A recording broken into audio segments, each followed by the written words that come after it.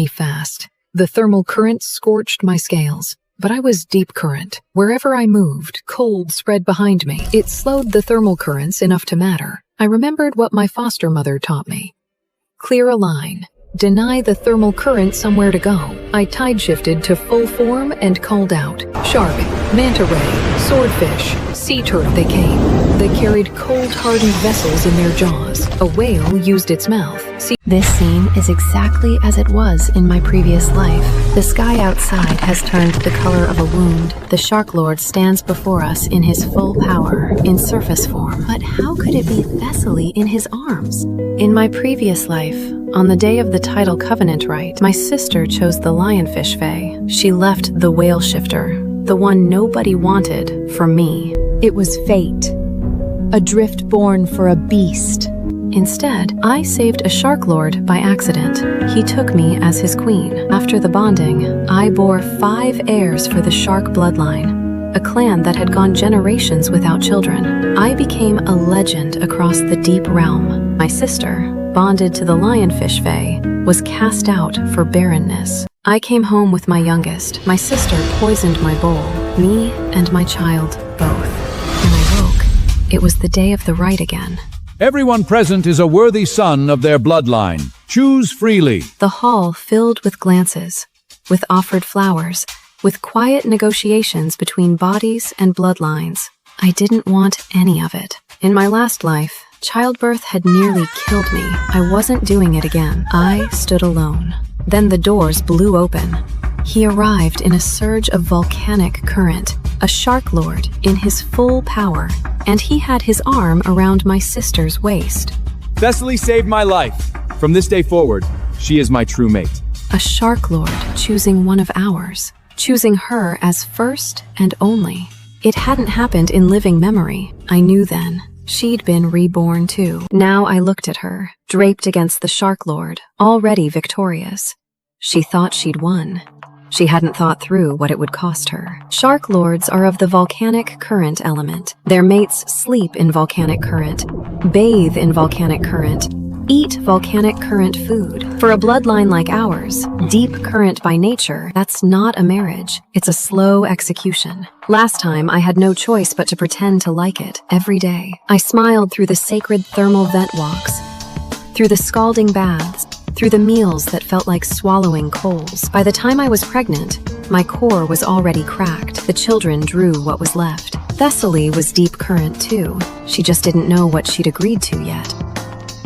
The whole keep celebrated. Every unmated girl in the order delayed her own bonding to help prepare Thessaly's. The gift list ran 10 feet long. The High Warden nearly emptied the sanctuary's vaults. I was the only unmated woman left. That made me the obvious choice for handmaid.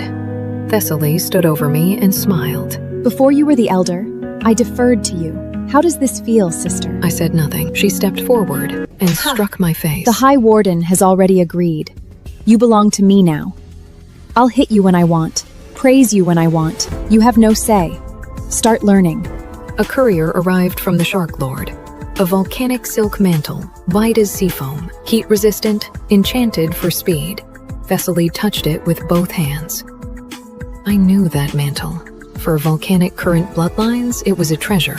For deep current bloodlines, it was a punishment. I'd worn it every day of my first marriage. It had carved away at my core for years. Thessaly would find that out eventually. Then a girl came swimming fast. Volcanic current damage on the sacred reef! What an awful omen. Today of all days. I didn't wait. I swam. The sacred reef was burning hard when I arrived. Black clouds of silt, screaming from inside the coral line. The Covenant Warden stood at the edge and wouldn't move. That volcanic current belongs to a Shark Lord. We interfere, we offend him. One of them said. Your sister's bonding is today. Don't make trouble. They're only low-rank Falilievs. I looked at him for a long moment. Then I went in.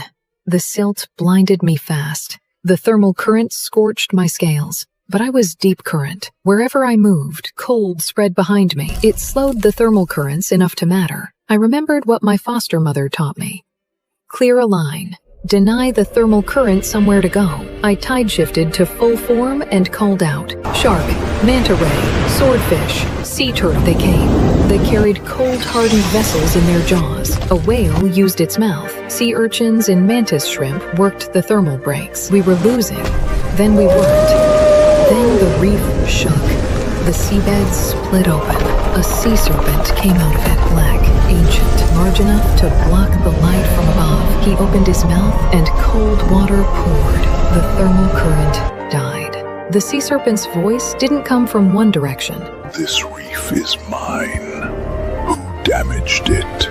The Covenant Wardens said nothing. 1,000 tidal cycles in this valley, and nobody had thought to check whether something older already lived here. Then Thessaly pointed at me. Look at her! Ash everywhere! Burned scales! It had to be her! Every eye turned. I was standing there with my hands at my sides, charred, bleeding in 2 places. The same hands that had just spent an hour fighting the thermal current. I was certain someone would say it. Any of them. They'd all seen me swim in. The Covenant Warden looked at me for a long time. Then he bowed. The sea rank sovereign. Our wayward daughter did this. She is yours to punish. We offer her freely. I stood still. Not one of them spoke for me. I had bent myself in half for these people in my last life. I had scalded from volcanic current, from the inside out, carrying children for a clan that wasn't mine, for a man who never once made me warm. I'd done it for them, kept them safe, kept them proud, and now they were handing me to a sea serpent, just to buy themselves quiet. I looked at the Covenant Warden. The volcanic current was shark-made. Everyone here knows that. I'm deep current. How would I produce sacred thermal current? Thessaly cut in immediately. You're my handmaid. You had access to my husband's tide brands. Easy enough to steal a spark. Sea Serpent Sovereign, the evidence speaks for itself. She damaged your sacred reef. I held up my hands. The skin had peeled back in places. If I started it, why did I try to stop it? To look innocent. I laughed. It came out wrong. Too much feeling in it. What do I have to gain? Any of it. What exactly do you think I wanted? The Covenant Warden stood. Sylvaine. Just admit it. That was my name. Sylvaine. I looked at him for a long moment. I'm done with this covenant. All of it. Every debt between us is settled. The sea serpent spoke again, quieter this time. Enough. The girl comes with me. Whatever she is to you, she isn't anymore. The darkness rolled toward me. I closed my eyes. The night I signed the divorce paper and walked away with nothing, I wandered the rainy streets alone, with a single duffel bag and only $36. That was when I spotted a flyer, taped to a roadside pole. Stepmom wanted for child, room and board. That's what got me. That same night, I showed up at the address. I walked straight into the mansion of Luca Castellano, the Don of New York's oldest mafia family. Later, my ex-husband looked down at me with that same arrogance. Nora, do you finally realize you were wrong? Before I could answer, the 4-year-old little tyrant exploded. Wrong about what? My mom is the best. The Don slipped an arm around my shoulders, kicking him aside. My wife could never be wrong, and even if she was, she'd still be right. I never expected the people posting flyers on poles to be New York's most powerful mafia family. Now I stood outside their mansion. Beside me, the butler carried himself with quiet arrogance. The Don is looking for a mother for his child, not a wife for himself. I need you to be very clear on that. Don is a very desirable man. Do not get any ideas you shouldn't. I kept my eyes lowered. Honestly, this job was perfect for me. To put it simply, they just needed a high-end nanny. 8 hours ago, I'd signed the divorce papers and been kicked out of my ex's house. The last thing I wanted was another husband, but a roof, 3 meals, a place to disappear, that was a miracle. I understand. I won't get any ideas. The butler led me down a dim, vaulted corridor. Then I heard something that sounded like a gunshot. I stumbled, slammed straight into a hot, hard chest. The smell hit me first. Blood, gunpowder. Then the barrel of a pistol tipped my chin up. A man in a suit with his hair slicked back. Blood streaked across his jaw. A snake tattoo coiling out of his collar onto his throat. My chest rose and fell rapidly with fear. His gun slid down from my chin and stopped between my soaked breasts. He studied me for a long beat, finally walked off without a word. I'd seen that face before. Page 6, New York Times, the Castellano Don. Sebastian had once spent a month studying his photos, trying to get in with the old mafia family behind him. The butler finally spoke. The Don is handling some business. Please don't mind. I nodded quietly. Then he took me to change into something dry and led me into the dining room. A long wooden table sat beneath a crystal chandelier, and at one end, a father and son were locked in a standoff. The man with murder in his eyes was gone. In his place, at the table, sat a man in a white dress shirt holding a spoon. His face was tired. The boy pressed his lips shut and glared up at his father like a tiny soldier holding the line. Neither moved. Finally, the man exhaled and set the spoon down. Long fingers pinched the bridge of his nose. His voice dropped, low and rough. One bite. One small bite. Is that really too much?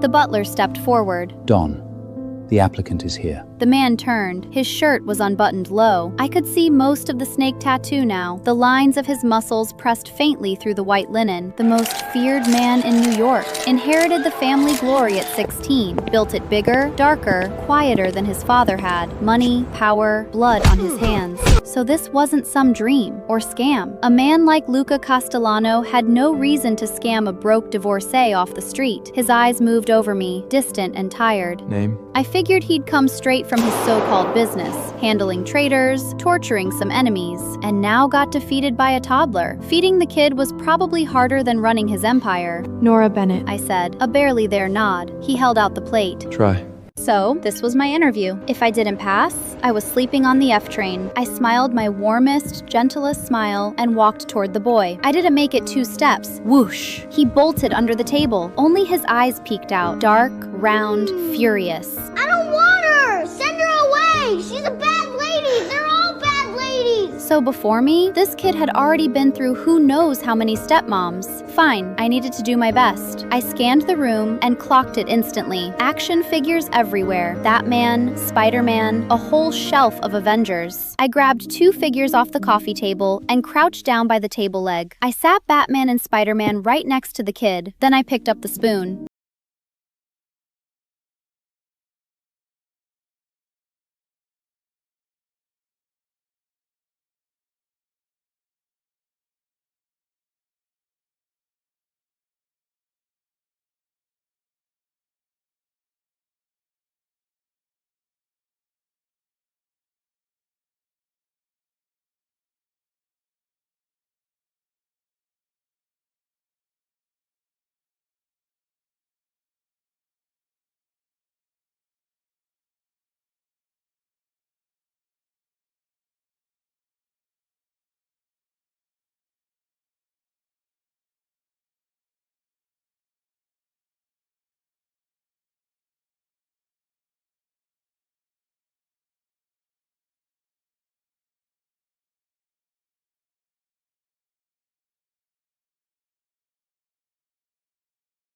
Real smile, approving. I moved into the castle that night. There were 3 floors. I got the 2nd floor with Leo. Luca had the entire 3rd floor to himself. The butler walked me to my room and gave me one last warning. You do not go up to the 3rd floor. Ever. His voice dropped. The last woman who snuck up there to climb into the Don's bed got thrown out of his window. 2-story drop. I thought of the gun from an hour ago. I nodded so hard I almost gave myself whiplash. Won't happen. You have my word. Castellano men breed serious. Leo was only 4 and slept in his own bed without a fuss, and that made my job easier. I'd just changed into the silk pajamas from the closet. The knock made me jump. Don Luca's voice was low behind the door. Come down. Let's talk. Luca was on the couch in the great room, long legs crossed, whiskey in his hand. I sat across from him on the opposite couch, hands in my lap, knees together, like a job interview. You're good with kids. You have one of your own? No.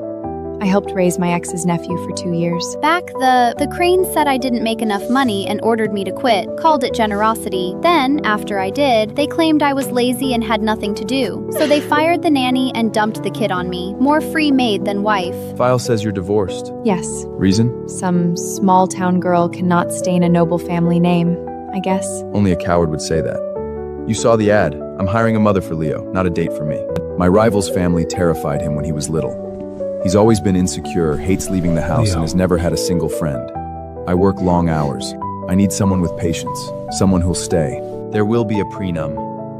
Everything stays separate, especially in bed. My heart shuddered as I looked deep into his eyes. Marriage in rich people's world was a contract before it was anything else. My marriage with Sebastian was for love. But because the gaps between our family, I'd signed one with him too. When the love ran out, I'd walked away with nothing. Not even my wedding ring, let alone a powerful mafia family like the Castellanos. They would only be more careful. I understand. Honestly, if you just need someone in the house, we don't have to make it legal. I'm fine without the paperwork. Luca shook his head. He leaned forward, tapping his fingers on the table. Marriage is for Leo. He needs the most stable mother I can give him. And marriage is the strongest contract there is. All right. We'll do it your way. Don't worry. You'll get $100,000 a month for expenses. This was the part I cared about. I've been burned before. Mr. Castellano, if we divorce someday, can I keep the money you've given me? Of course. It's yours. All right then. As for sex, I don't need anything from you in that area. You stay on the second floor. Right, the sex. That's fine. Neither do I. So, 3 days after I signed divorce papers, I got married again. No ceremony, no guests. Same as my first wedding. The butler added an extra dish to dinner. I thought that was the celebration. But suddenly, Luca slid a signet ring across the table. A Castellano family ring. That's not necessary. Sebastian never even gave me his family ring. For Leo's sake. Then I got it. The child needed a family illusion. I fell into silence and finally took it. I'll keep it safe. That night, I'd just gotten into bed when the door creaked open. Leo stood in the doorway, bare feet, hair sticking up, fidgeting with his dinosaur pajamas. What's up, kiddo? Nora, can you read me a bedtime story? What? You want me to read you a bedtime story? I'll get my dad to pay you extra. If you don't want to, forget it. Come here. I held the covers open. He scrambled in like he'd been waiting for that all day. Halfway through the story, he was out cold against my shoulder. Next morning at breakfast, Luca's eyes widened when the butler told him Leo had slept in my bed. Nora, that was above and beyond. I'll add another $50,000 a month. Mr. Castellano, that's way too much. It was, by a lot. I'd given far more than this in my last marriage, and walked away with literally nothing. During the day, I babysat his nephew. At night, I cooked for my husband. After satisfying his needs in bed, I still had to get up at 5 to clean the house and make breakfast. His mother judged. We could hire someone, but Nora's just sitting around all day wouldn't be fair. Despite all these, the day of the divorce, his sister told the lawyer I'd been living off them for 3 years. Mr. Castellano, it's really too much. I like Leo. He's a sweet kid. Reading him a book is nothing. As I said it, Leo came over and grabbed my fingers with his small, warm hand. He was looking up at me with those big, dark grape eyes. He was actually moved. You don't know. The women before you only cared about impressing me. They ignored him. 50,000. That's the new number. Not negotiable. I gave up and thanked him. From that day on, Leo was my shadow. Luca was busy with all the transactions, the guns, and the bloods. The huge mansion was usually just the two of us. I tried my best to play with him and made him happy every day. Until the day I had a hospital appointment for a follow-up. The butler had warned me. Leo couldn't leave the house. Outside triggered panic attacks. I crouched down. Hey, babe. Wait for me at home. I'll be back in an hour. He grabbed my hand and wouldn't let go. Didn't say anything. Just looked at me with those dark, sad eyes. He's scared you're not coming back. His mother left him exactly like that. I'm coming back. I'll see the doctor and come right home. You play here, okay? I was still mid-sentence when he climbed into the back seat of the car. The butler tried not to hope. Master Leo, you're going to the hospital with Miss Bennett? Leo nodded. Thank God. He's finally willing to leave the house. Your depression's getting better. Just keep it slow. Relax. I took the script and the meds and left. Leo was waiting in the lobby with his small Batman. Nora, are you sick? A little, kiddo. I used to skip meals a lot, so I got sick. Promise me you'll never let yourself get like that. Does it hurt? If it hurts, I can give you candy. Daddy told me candy makes you forget. My tears fell without warning. In the Crane house, I'd cry and they'd call it dramatic. Small town girl. Can't handle the lifestyle. I had depression. Stop faking it to get attention! The nephew I'd raised for 2 years stood next to his mother on divorce day and called me ugly. And here was this 4-year-old mafia heir handing me his last piece of candy. Nora, I'm going to eat every meal so I can grow up and protect you. You better grow fast, babe. When we walked out of the hospital, there was a black Maybach idling at the curb. Luca was leaning against it. Mr. Castellano, why are you here?